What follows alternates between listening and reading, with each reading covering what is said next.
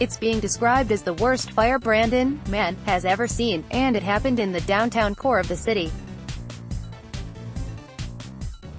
On Saturday, a fire broke out at a landmark building, Christie's Office Plus. It then spread to other buildings in the area, including Massey Manor, a five-story affordable housing complex run by community groups. Justin Verinder and his two children, ages 3 and 5, were among the more than 100 people forced out of Massey Manor because of the massive fire.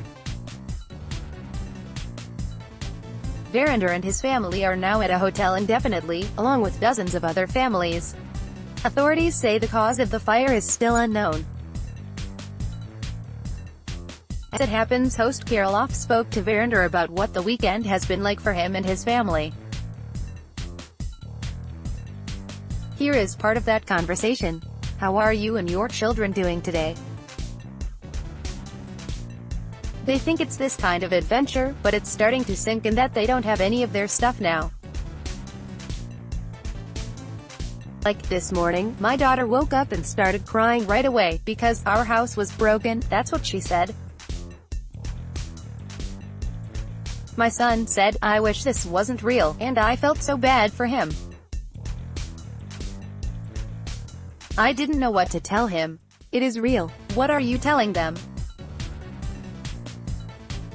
I told them that we are safe and that there's a lot of generous people bringing us new stuff.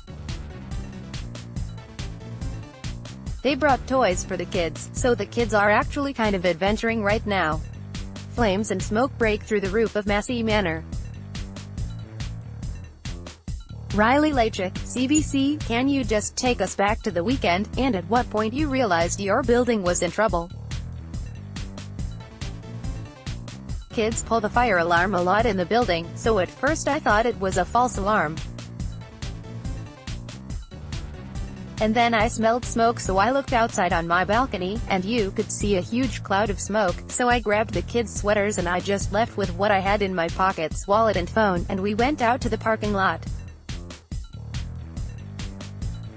The fire was blowing across the street, and it was almost hitting the Massey Manor building, and you could tell it was going to light on fire.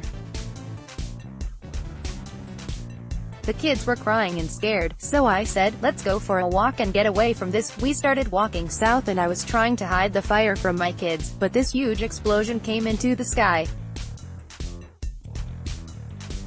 It was like a mushroom cloud, and my son saw it, and so did my daughter. As soon as I saw it I was like, "Start running, go faster." So we got up the street and then a bus driver pulled over and the people from my building, they were yelling, "Get on the bus." So we went and got on the bus. The smoke was getting so bad it was coming into the bus. Closer inspection today of the terrible losses to these downtown businesses and significant damage to Massey Manor. Brandon Fire Service along with 5 neighboring fire departments did a fabulous job of battling this very challenging incident. Less than AHREF equals https://t.co/oxen1berg greater than pic.twitter.com/oxen1berg less than, a greater than. I was standing 3 blocks away from the explosion and I could feel the heat on my face. My son said, "Yo, I just got really hot," and I was like, "Yeah, I know, so let's run faster, buddy." And I was trying to get them away from it, and more people kept coming closer and taking pictures. There were electrical cables falling down from the poles. I was like, "Why are you going that way?" I saw the Manitoba Hydro guy speeding like crazy. I've never seen a Manitoba Hydro guy driving that fast before.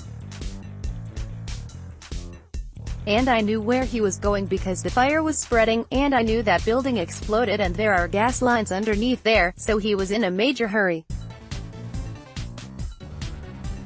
Justin Verinder and his 2 young children fled their apartment on Saturday at Massey Manor when they saw smoke across the street.